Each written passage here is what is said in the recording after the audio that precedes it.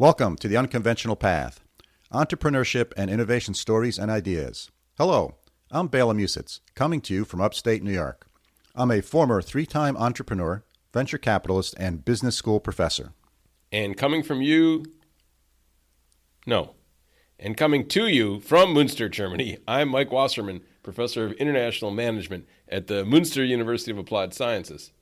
So thank you for joining us today. When Bela and I were both on the faculty of Clarkson University, we would have a lot of interesting conversations about how the world is changing and specifically about how innovation and entrepreneurship are changing. We'd do this over a cup of coffee or lunch as time allowed. And then about 2 years ago, I moved to Germany, and then after that, Bela retired. But Bela had what I thought was just a wacky idea to continue these conversations in the form of a podcast and invite others like you to listen in. I thought this was a horrible idea. I'm not a podcast guy. I hate the way my voice sounds when it's recorded and so on and so forth.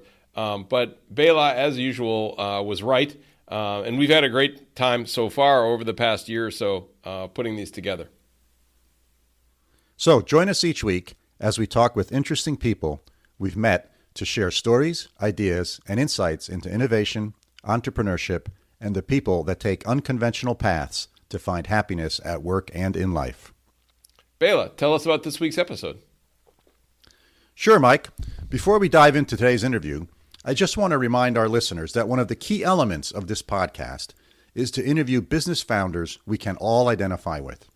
We've had coffee roasters on the show, software developers, business consultants, cafe and restaurant owners. We're not trying to discuss how to start the next Facebook or Google. What we want to do is bring you stories that hopefully will inspire you to realize, hey, I can do that, and then take the first step to start your business journey. This week's guest is Geroge McGehrin, President of the McGehrin Group. This is a really interesting interview, Bela. But before we begin, let's take a second to remind our listeners that our podcast is brought to you in part by the law firm of Phillips Lytle, LLP. And this is a sponsorship that makes a lot of sense to us, Bela, right? You know this firm well, don't you? I sure do. I have worked with the key entrepreneurship practice partners at Phillips Lytle for over 20 years.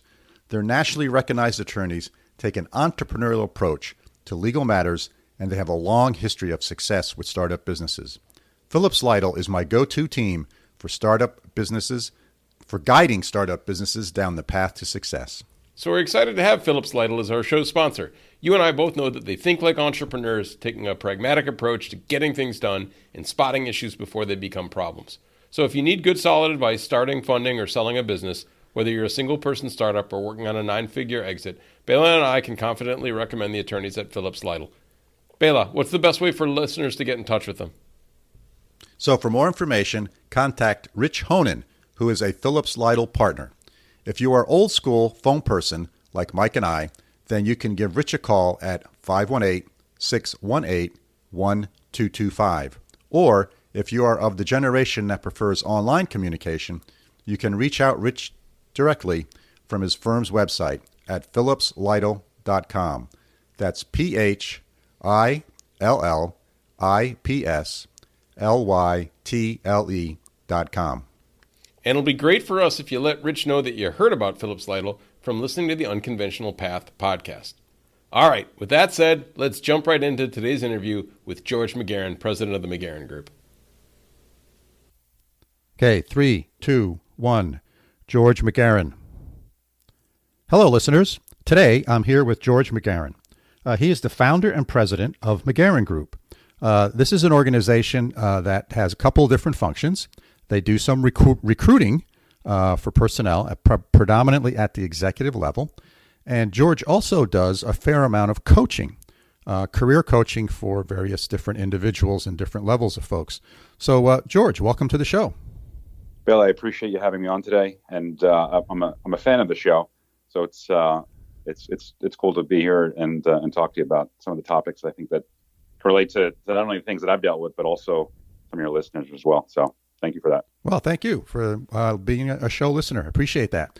So, Geroge, my first question, if you're at a cocktail party and someone comes up to you and says, "Hi, Geroge, what do you do?" How do you answer that question? So that's a terrific question, and I'll probably bar that for the next time if you don't mind.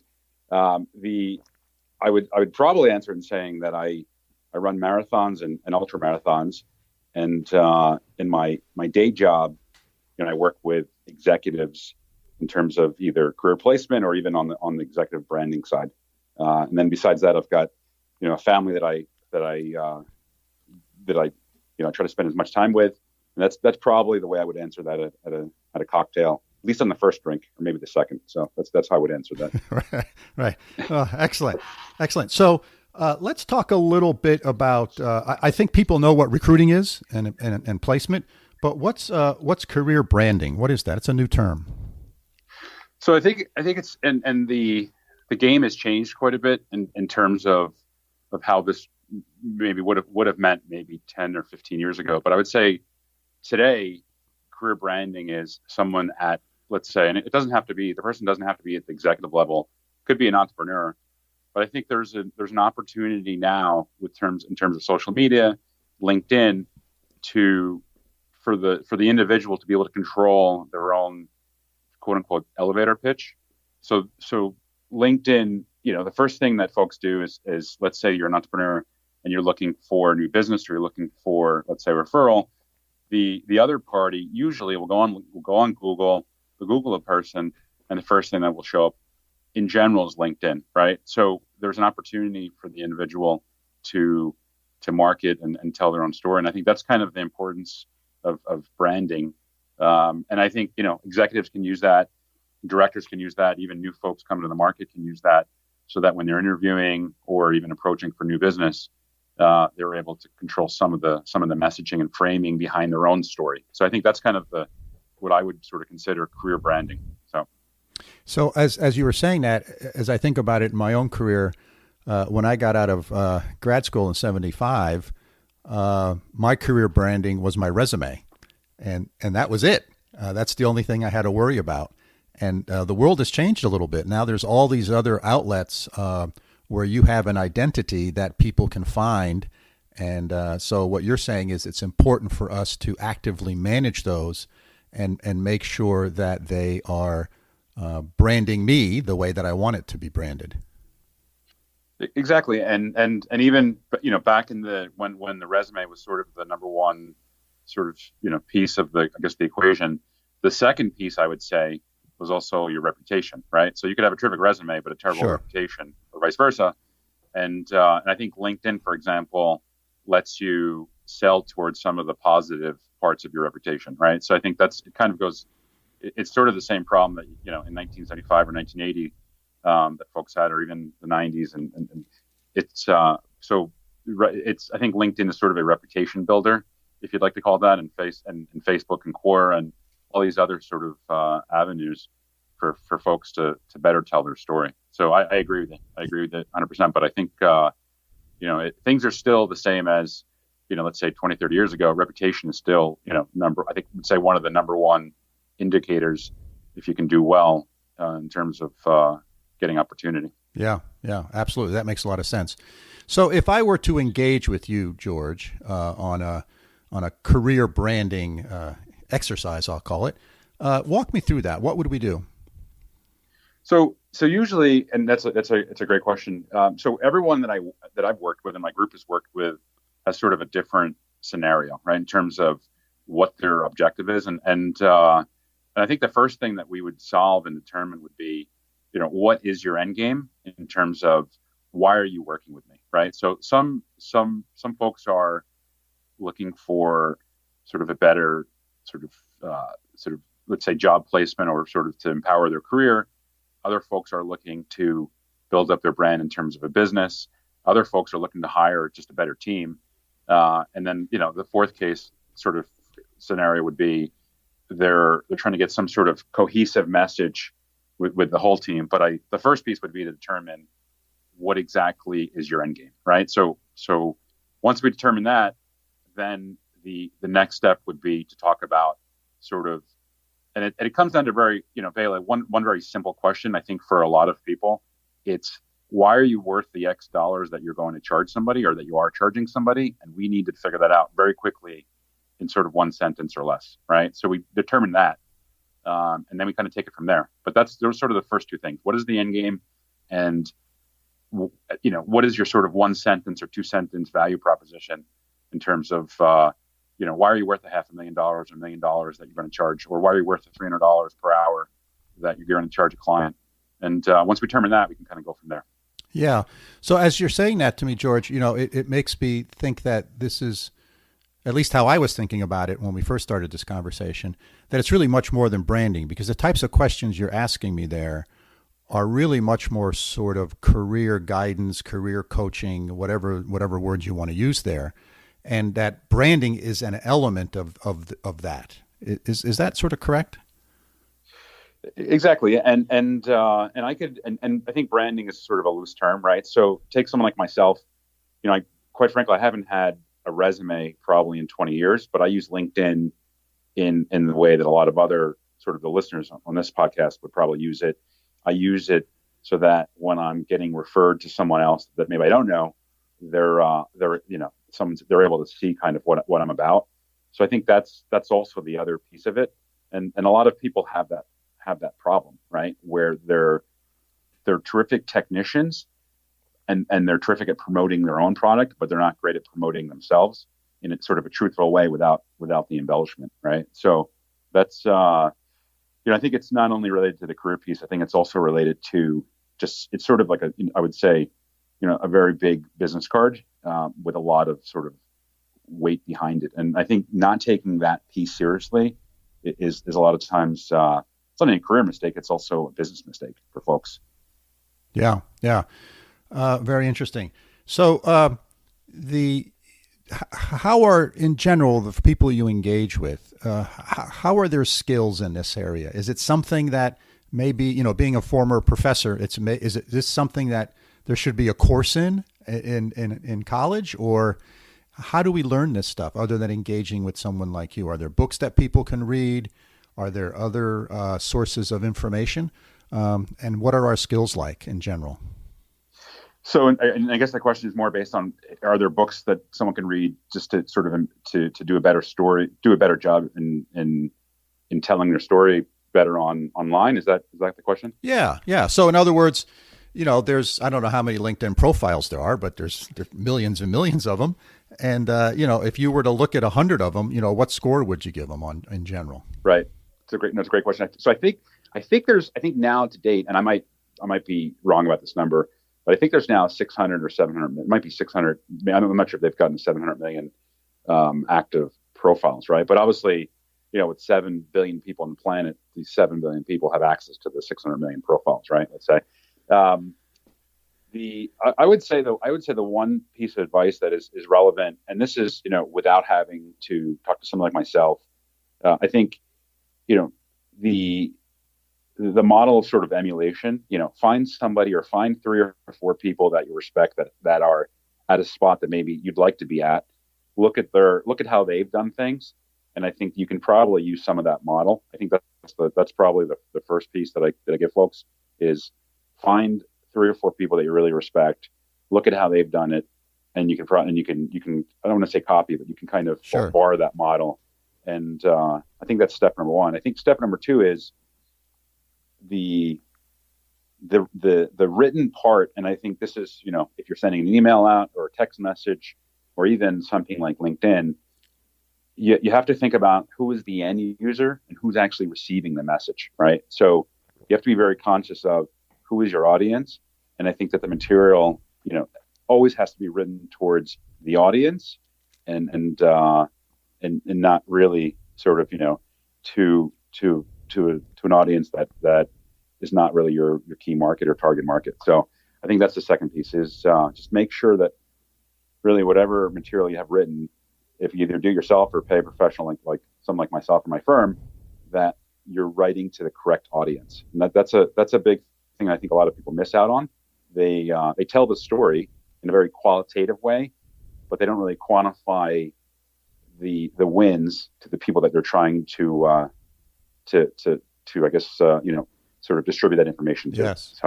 So can you give me an example of something like that? If I was writing, put that in context for me a little bit, George. Right. It was like, for example, in your LinkedIn profile, right? So I took a look at your LinkedIn profile, and I'm not trying to put you on the spot here. No, it's So I great. think there's a couple of things of, and there's material out there about the sort of awesome things you're doing, with your podcast, right? So on your LinkedIn profile, what you could do is talk more about sort of the wins in terms of, you're the typical person that you're working with. And I would recommend even and you have a little bit of that, but I would even recommend to go a little more in detail in terms of a story if you could.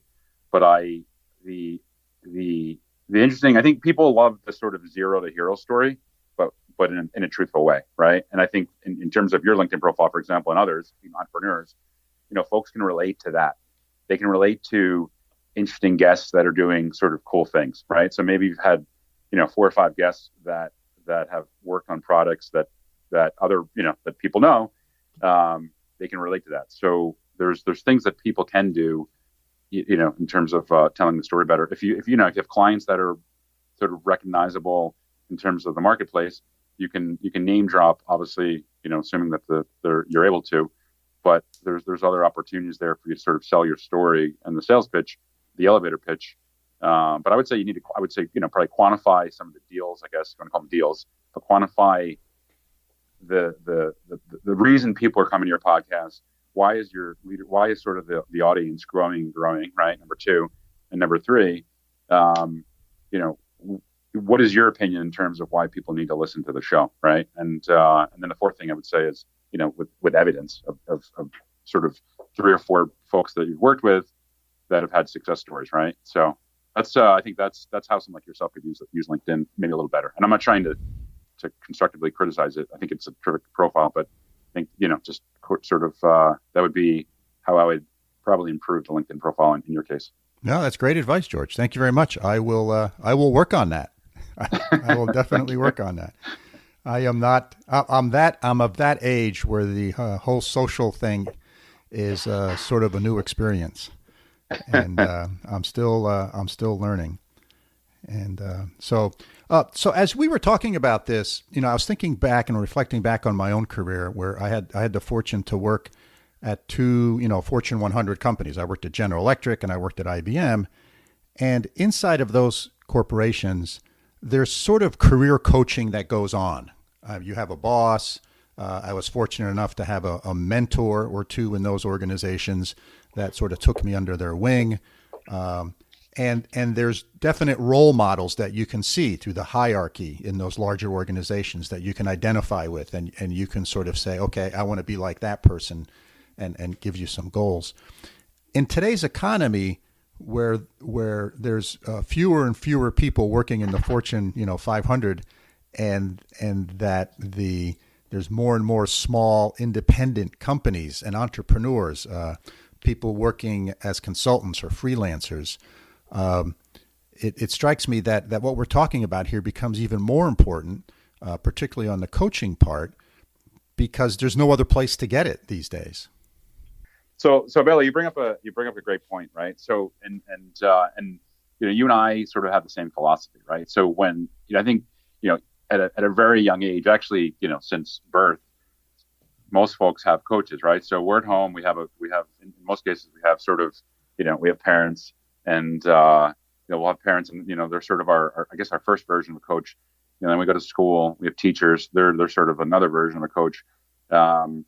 If you're going to any sort of either, let's say, sort of go to church or the synagogue, you have a rabbi, you have a priest. So we've always had sort of different versions of coaches, right? So sports, we brought up the example before when we first spoke about if coaches there, and then we sort of get into the workforce, and then sort of the coaches go away, right? So it's a big problem, and I can tell you one of the biggest things that changed my business is, and this is, so I've been running the business close to 20 years now. I've got 30 people, but about five years ago, I decided that I needed a coach as well to help me sort of teach me what I didn't know. Right. So I think it's the benefit of having a coach is that you can take someone's 20, 30, sometimes 40 years of experience, right? It's all packaged up into one sort of bundle, and you can very quickly access that, right, without having to go through some of the growing pains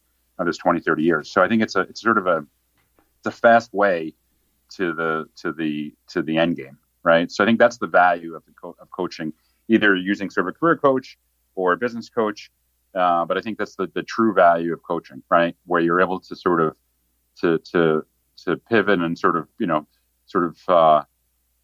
use the experience of others much quicker. And obviously there's a price to it, but you're able to use their experiences and pretty much save yourself a lot of time, a lot of heartache, and usually that equates to saving a lot of money in terms of mistakes. So. Yes. So yeah, I think you bring up an excellent point in that we have coaches and all sorts of other things we do, but when it comes to being a freelancer, if you're in that economy, or working at a small to medium-sized company, you often don't have any coaches, and it's something that I think is important. And like I said, in the old days they were called mentors, and you could sometimes find those, but they're sort of hit and miss. They're not. Some of them don't work out very well. So that brings up a point. Is there any type of credentialing that happens for coaches? In other words, if I'm looking for one, what do I look for? Let's say I decide, okay, I like what George is saying, but I'm going to try to look for a coach. How do I do that, and what do I look for?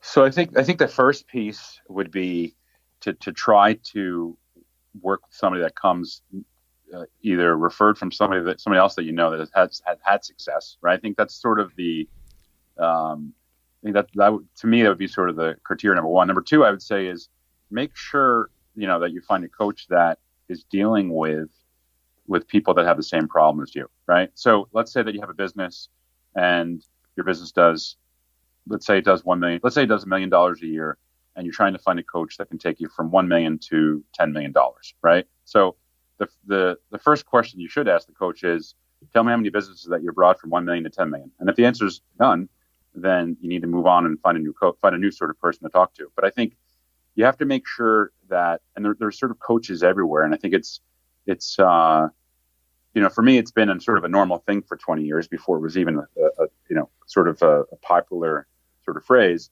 But I think you really need people that have sort of walk the walk and talk the talk, but have done it over and over and over, and have real life sort of case studies and examples and folks you can talk to, right?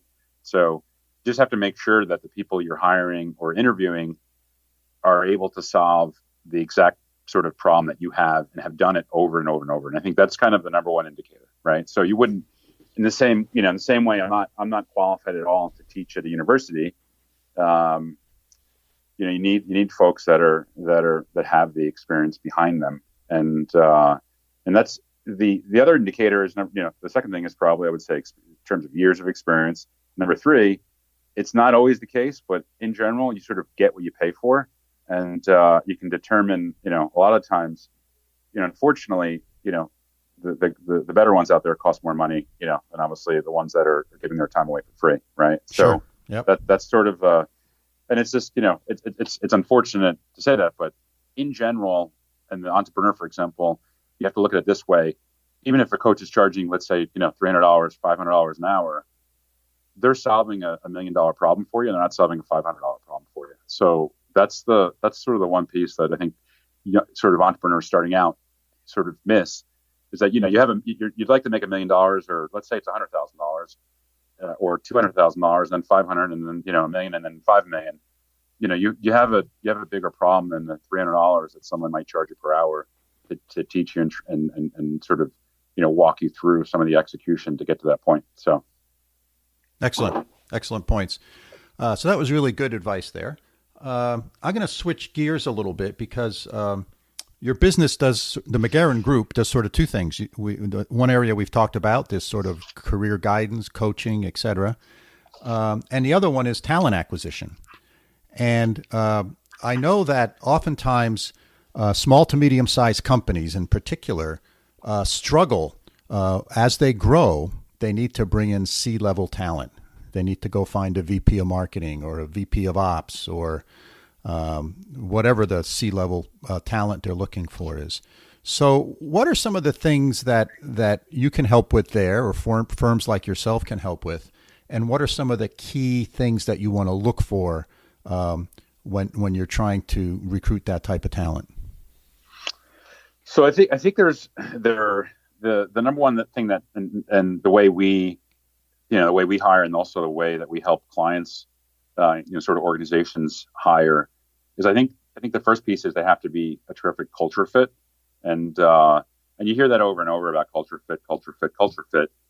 But me personally, I'd rather hire somebody that just sort of culturally gets along and fits in, than somebody who's extremely bright but doesn't culturally fit in, right? So I think the first piece is, and you'll see, I think a lot of the smaller companies that have done really, really well, that have turned out to be quite successful. I have one client that 15 years ago, they did about $15 million in revenue. Now they're doing $4 billion, and they only hire on culture fit, right? So I think culture fit is a huge, huge thing. And I would say number two, in terms of sort of finding just sort of better talent, the person that you need to hire is probably doesn't need to work for you, right?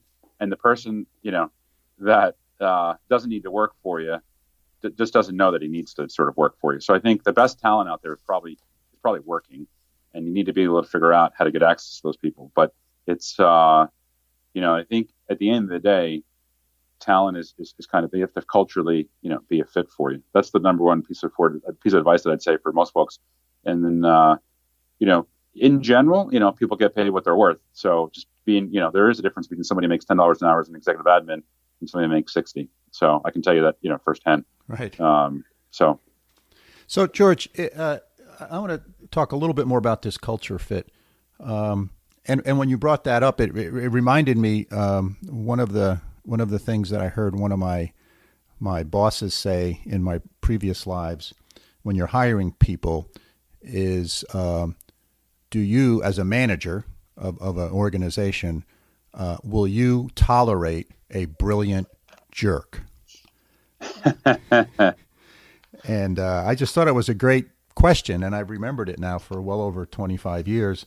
And the reason he asked that question is he said, there's no right or wrong answer here, but if you do decide to tolerate a brilliant jerk, then you're sending a specific message to the rest of the organization as well. So I thought that was interesting. Well, that's right, and I think you have to be conscious of the other people that are working on your team, right? You also want you have to be and you'll see some of that in terms of some of the exit interviews. I think it's important to talk to people when people don't work out. It's also important to get their opinion and say, sort of, why, what, if you were in our shoes, how could you make this a little better? And do you have any tips for us? And, no matter what level you're at, I think it's important to hear the other side of the story. And if you start to hear that over and over, then obviously, you have a problem. I think for me, I think business is still about people, right? So it's still about customers. It's still about the people that you're working with. It's still about the people that you're serving. And I think the financial piece comes later. And, there's a lot of talent, especially, in the United States, and especially with terms of the global market now, where you're able to sort of, an entrepreneur can hire somebody from Hungary, a PhD, a data scientist, let's say, maybe for a little cheaper. But the market is so much bigger now in terms of talent that I think you're able to hire, you're not sort of married into hiring, let's say, the sort of the jerk that you mentioned, right? You hire the somebody maybe is a little nicer. And I think people in general are good, and they think they can learn things. You just have to be patient enough to be able to manage them and lead them, right? So I agree with that advice, and I don't know if that was from your IBM days or General Electric, but it's terrific advice from a manager. Yeah. So one of the things I always struggle with culture is, like you said, everyone talks about it. Everyone says how important it is. But when I look at most organizations, culture is just sort of what happens. They don't really manage it. And if you ask people what their culture is like, I'm not sure that most sort of CEOs or company founders would have an accurate view of what their culture is really like. So is that something that an organization like yours helps with to sort of identify the culture before we start going out and bringing in additional talent? So that's a great question. So during the search, let's say, let's say there's sort of and and the reason I think it's a great question is a lot of the times, folks are getting, and I'll give you an example. We're replacing right now. We're running a high level CFO search for a Fortune 100 company. Okay, the reason that and it's a confidential replacement, so the person is still in the seat, today. The reason that they're looking to replace this person, it has nothing to do with performance. It's more about sort of, and I'm going to say he's a male. It's about his leadership and the way he deals with his team, right? He's just he's sort of like you mentioned, sort of the jerk genius, right? Mm-hmm. So it's a big deal. So the first piece that we focus on in terms of the recruiting is this person going to fit in with the other 10 members of the team or 20 members of the team, and that's one of our number one criteria in terms of do they fit sort of the 4 or 5 things that the client needs. But the second question we always ask is, do they just fit in? Are they going to fit in if if they need to, right? And do they naturally fit in is probably the better sort of determination. But it's and I agree, it's sort of one of these things where people talk about a lot, but I would say CEOs and CFOs, and I've spoken to a lot of them. They're very, very conscious of the culture fit, and even on their own side, when they talk to me about, George, I'd like to make a move, one of the first things they say is, it's not about the money, it's not about the opportunity. I just want to work in a place where where culturally makes sense for me as well. So they're also conscious of that as candidates. Yes. When they talk about their next move. So yes, excellent. So let's. I'm going to take another little twist here and talk a little bit about your business and your sort of growth and how you decided to go out on your own and sort of what your background is. So can you talk to us a little bit about that, George? Okay. So I mean, I had a typical sort of childhood, right? So I grew up in 7 miles outside of New York City on in New Jersey. Memories of sort of playing pickup basketball in New York City. But I had this sort of, I would say very young age, I had this very entrepreneurial itch, and it started when I was 7. Typical sort of, very sort of classic American sort of lemonade stand that I had bought from my brother. The lemonade stand was failing. I bought it from him. We decided not to charge anybody and to sort of put a big tip jar and say free lemonade, tips are appreciated. And that was the first successful business I ever had. Then at 7, I had my first sort of business that failed. So I had this entrepreneurial itch, went to school, did sort of the typical thing. And George, where did you go to school? So I went to Seton Hall, and I went to Oxford in England. So I did economics and I did finance.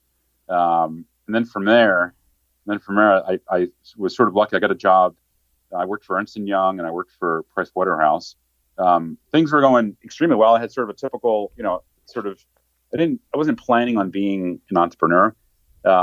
One day I was recruited by somebody in Miami, and they said, George, come down to Miami. There's and this was sort of in January in New York City. Right. Come down to Miami, so there's this sort of consulting role for a German company. And we need to hire somebody, and you'd be a great fit. So I come down and interview with them, and, things were great. And, I was sort of young enough that I didn't do any due diligence in terms of the company. Right. And I accepted, sort of immediately. Next thing you know, I'm in Miami with a year lease, lots of furniture. And 3 months into it, I was out of a job because they decided to close down the whole Miami operation. And that was my first sort of lesson in terms of, this is, I'm in big trouble here. This is not a good thing, right? So yeah. I was literally unemployed for about a month and a half, 2 months, and I went to a recruiter and in Miami in Coral Gables, and he said, "Hey George, you should do what we do," and he decided to work with him, and that's kind of how I got into the recruiting space initially. But I was literally unemployed.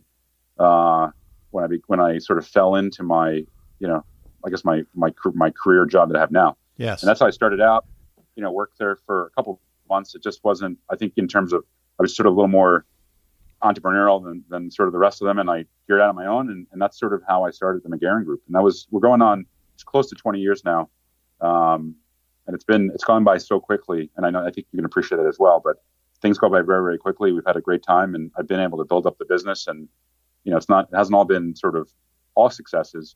But we've been able to sort of, stay around, and things have gone very, very well the last, let's say, 4 to 5 years. So, wow, yeah, that's excellent. And so, George, if people want to get a hold of you at the McGehrin Group, what's the best way for them to do that? So there's two ways, and it's sort of, the best way, quite frankly, and we respond to emails within the same day. They can email me at george@mcgehringroup.com, and I'll spell that for you. So it's just George, right? GEORGE at MCGEHRIN group.com. The second way is they can just sort of send a text and we'll respond. It's 212-658-0801. And that's the third way is LinkedIn, but I can tell you, we have 30,000 contacts on LinkedIn, and I don't personally manage my LinkedIn account anymore, but the emails and the text messages, I'll see, and my team will see it right away. So excellent. I guess that means that at some level, when you have a certain number of contacts in LinkedIn, you have to find someone to manage it for you. I've never heard someone say that, but I can see how it happens, right? I mean, you get to some point, it's just overwhelming. Well, and you actually bring up a good point. This is, I think, important this took me a long time, and it's a long time. It took me about 12 years to learn this as an entrepreneur. You have to decide about the tasks that you'd like to do. And if your goal is to make, let's say, $1 million a year, your time is worth $500 an hour. And to be, sort of tinkering around on LinkedIn for $500 an hour as an entrepreneur or business owner, or even a CFO or CEO, it's an expensive mistake to make. You're better off paying somebody 20, 30, even less. You could pay somebody less for that, but you're better off paying other people on your team. And you'll see as well, they'll eventually do a better job than you could. And, I'm at a point now with my business that most of my team can do a lot of the functions. They do a much better job than I could ever do myself. Right. So it's, I think the delegation of tasks, it's more about not having 30,000 contacts. It's more about I'm delegating all those tasks to other people, so I can use my time in a better way. Right. To I think I value the time much more. So that's kind of the sort of the if you want to call it a trick. But I'm very conscious of my per hour rate, if you'd like to call it that. So right. That brings up 2 points. One is that I think that's one of the ability to delegate and the ability to recognize as a founder of a company or an entrepreneur or a CEO what things I'm good at, what things I'm not so good at, and where's the best allocation of my time. That's a skill that one develops, but it's a very important skill that I think separates the successful entrepreneurs and leaders from the not so successful ones. Exactly, and there's a book. I'm sure you read this. It's called The E-Myth Revisited by Michael Gerber. He talks about working on your business, not in your business, and that's been one of the major things for me. And just to sort of go back, you'd asked a question about how does somebody get access to learning about, certain, let's say, career branding. One of the biggest game changers for me has been I up my level of how many, and I'm not a great reader. I think I'm better at sort of audiobooks when I go for a run, but I try to at least, knock out, let's say 10 books a month. And, you're able to get, folks like, let's say Warren Buffett, you're able to borrow his time with a $25 book. Right. It's amazing. If you think about, to hire him would be inconceivable, right? But you can buy him for $25. You can learn about him, learn about sort of how he thinks. And I think it's a great, really inexpensive tool for people to get coached, and by experts, right? So there's a lot of common denominators between a lot of what these people say, and you put them together, and then next thing you'll realize that implementing some of these tricks work. And but I got the delegation thing, quite frankly, from the book that I read years ago. Yeah. Right. The E-Myth Revisited. So. Yeah. I think one of the great side benefits of this iPods and iPads and podcasts and books on tape, at least for me, being a runner also, is that when I, my hour and a half of running every day used to be basically thinking time, and I didn't need that much time to think when I started. But now it's very productive because I can listen to podcasts, I can listen to books on tape, audiobooks, etc. It's really turned that time into a very productive endeavor. No, exactly. It's a great way for people to sort of improve their game. Yeah. And you have a choice, right? I mean, you could watch 2 hours a day of Netflix, right, or Amazon Prime, or you could listen to somebody who's written a book that maybe could change your life, quite frankly. And it's not really, I'm not trying to make it sound more extreme than it is, but the problem as an entrepreneur is, and this was my problem. This is why I decided to hire a coach and just decide to read a lot more. Is there's you get to the point where you are sort of the leader and no one's really training you anymore. You're sort of training everyone else, and you come to a stage where it's stagnant, right? Where you kind of don't know what to do, and as well as sort of all the stresses of life, with just other things going on. And I think books and audio, sort of audiobooks and podcasts, and they're just great tools for people to up their game, very quickly. Right. So. Right. Excellent. As you were talking about thinking about billable hours, one of the techniques that sort of related to this that we used to use in one of the organizations I was part of was when we were in a meeting and we had, 10 people in that meeting, we'd say, okay, this is a $3,000 an hour meeting. So let's make it productive, right? Because it kind of puts it in context. And I think a lot of people don't think about things in that way. So I think it's a good tool to kind of file away in the back of your head to say, okay, this is worth, whether it's $300 an hour or in the terms of a meeting with, 10, 15 people, it could be worth thousands of dollars per hour. And it puts well, it that's in context. Right. And there are some tricks in terms of, and I don't, this might seem, sort of extreme, and it sounded extreme to me when somebody had recommended to me, but I don't manage my own email, right? So if there's, my team manages it for me. I'd say they probably, 95% of the times, they're pretty good. 5% there's some mistakes, but I don't manage any of the emailing back and forth. I'm not managing any of the calendar. It's sort of me, sort of leading at a very high level. Yes. And then not having to worry about babysitting and getting things done. So it's the calendar's all set up.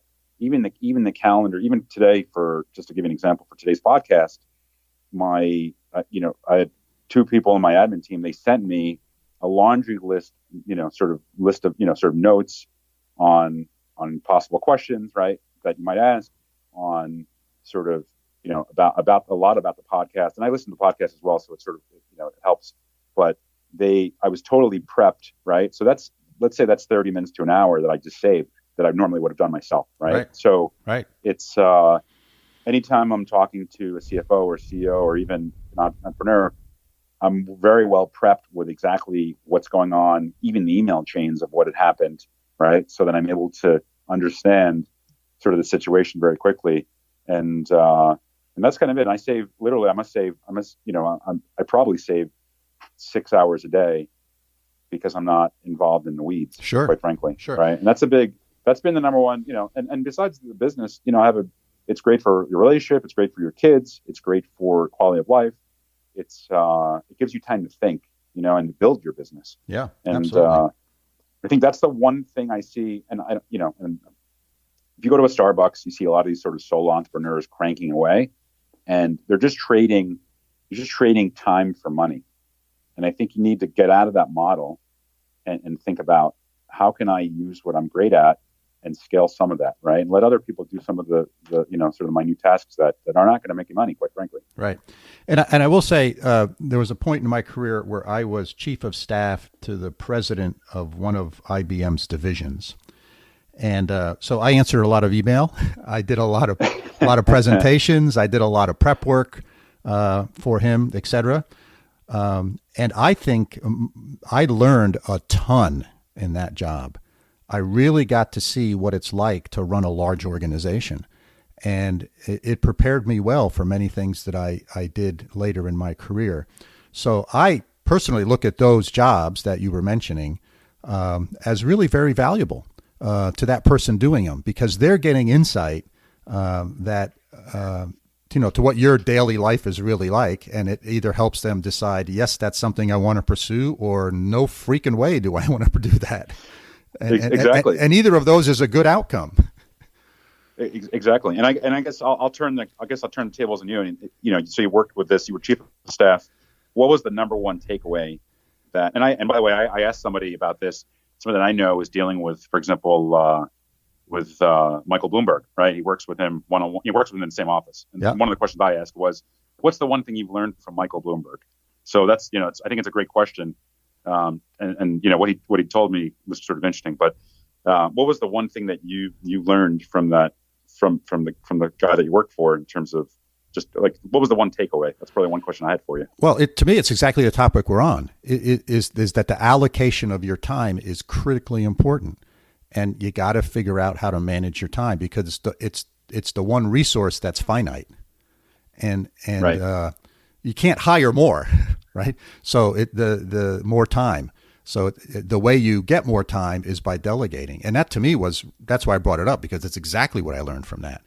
Right. Is right. that having a chief of staff or having it's an administrative assistant, whatever the right level is. And if you get a good one, it changes your life as an executive. And it makes you so much more productive and effective. And like I said, I think they're great opportunities for people who do those jobs. Exactly. And it's also great in terms of, you were able to get exposed to a lot of different material, sort of different opportunities. And you also got, it's the work that you did was fundamental in his success. And, that's in terms of building a network, right? When right. you, let's say one day you decided, to run your own business, what you have, it's, that's a crucial sort of, in terms of he's able to, or he or she's able to sort of, to help some of that influencing to get you other opportunities as well. So it's absolutely. I agree. It's a great lesson. There's a quote that I'm going to, poorly say, but I think Mark Twain said something like, "When I was 18, my parents were fools. When I was 21, I was surprised at how much they had learned in just 3 years." Right. And that's not the exact quote, but it's interesting, right? The things that we know now that if we knew 20 years ago, we'd be semi-dangerous. That's right. That's how I feel. Yeah. So George, we've been at this 45 minutes almost. So I want to start wrapping it up. Are there any questions that I did not ask you that I should have? So that's a great question. I would say one of the main questions, and there's probably, let's talk about the branding part of it, would be, I run so if you're let's say you're an executive and things have gone well, and for 25 years you've done very well, that or even an entrepreneur that has lots of clients, that person usually would say, I don't need to worry about social media. I don't need to worry about LinkedIn. I don't need to worry about that, because everybody I work with already knows me, right? So it's why should somebing like that care about using, let's say, LinkedIn, having a great LinkedIn profile? And the answer is, you have 7 billion people on the planet, and your friends are referring you to other people that you don't know, and those people that don't know you, the first thing to do is they check you out on LinkedIn, right? For example, as an example, sort of just. But I would say, for the entrepreneur that thinks he has everything sort of set up in terms of great clients and great, it's you need to be conscious of the people that you don't know that are also making decisions about you, and those are, you might be losing opportunity without even knowing it. Right. I think that's one of the biggest sort of, I would say I deal with, a lot of times I deal with, I'm dealing right now with a CEO that makes about $5 million a year, right? And he had the same exact comment to me, and my response was, you have a team of thousands and thousands and thousands of people that are just making decisions to work for you or not. First, they go to your LinkedIn profile to see if it makes sense if they'd like to work for a guy like yourself, and that's what they do. So they're not contacting you directly, but indirectly, your LinkedIn does make a difference, right? Or your social media, or sort of press releases and what have you. So it's an important, it's an important sort of mistake not to make. Yeah. Excellent advice, George. Hey, thank you very much for taking the time to chat with me today and share your thoughts with our listeners. It was excellent. Have a great day, George. Bill, no, I appreciate it. And I've been on a lot of podcasts, and I can say that this was one of the best that I've been on in terms of just the types of questions that you're asking. And I think it's, sort of the real, sort of concrete questions that can help people, instead of sort of these very vague, comments. But I love the podcast, and, keep up great work, because it's been terrific to listen to you and see how you've grown your audience. Well, it's very gracious of you to say that, George. I appreciate it. Thank you. So, Bill, I appreciate it. Thank you. Hey, Mike, I thought that was a pretty good conversation I had with George. So here's my question to you. Did you change your LinkedIn profile based on George's advice? I have not, Bela, but I'm thinking about it, and I'm going to do it. I haven't touched my LinkedIn profile in 2 years since I moved to Germany and took this new job over here as a professor. So it's time to review it, and I really think that a lot of his guidelines were great in terms of putting quantifiable metrics up, really getting specific in terms of the value that you're adding, and this idea of thinking about the audience. Who are you trying to talk to, and what's your purpose? Right? In my case, I'm not looking for a job. I got a permanent position. I'm happy here. But I'm always interested in looking for really good potential students or research projects or consulting. So I really have to put myself in the shoes of the intended audience and give them metrics that relate to them. So I thought that was really, really good advice. I agree. Yeah, I actually did change mine. So I went in and I said, you know what? I looked at it after he made those comments, and because one of the things I'm interested in doing is maybe sitting on a couple of boards and doing a little bit of that type of work.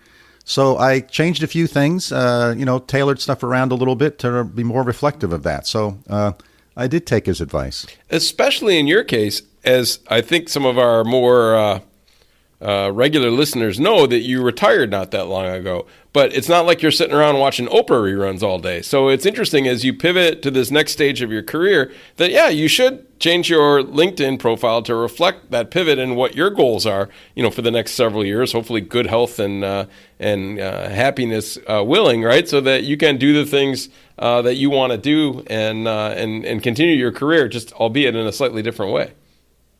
Yeah, exactly. So I thought that was good advice. What else did you get out of that conversation we had? Yeah, this idea of career branding was really interesting. And, it's an evolution, I think, of this. Maybe a lot of you have heard of this. There was a book called Brand Called You, I think. And it was really like a movement to do this idea of personal branding, which honestly I had a negative reaction to. It's like, okay, come on.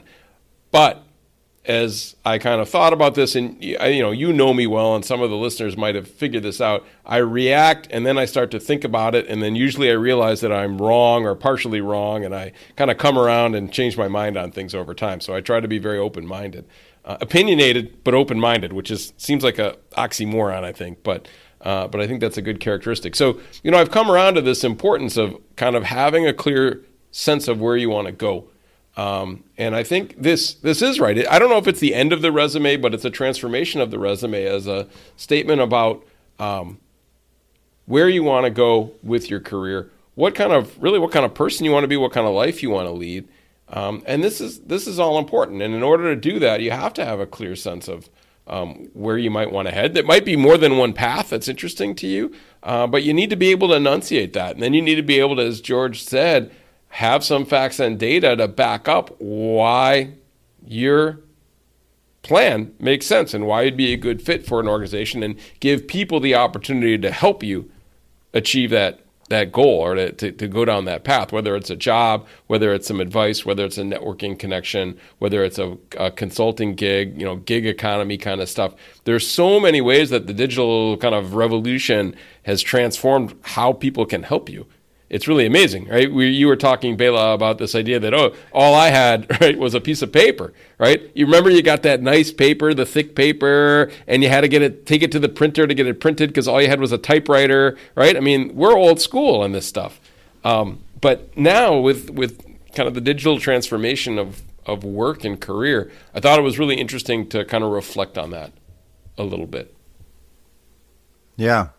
What did you think about his points about delegation? I thought that was really, really key for entrepreneurs who are sort of, trying to figure out where their own personal value add is in their organization and what they should do and what they should let other folks do.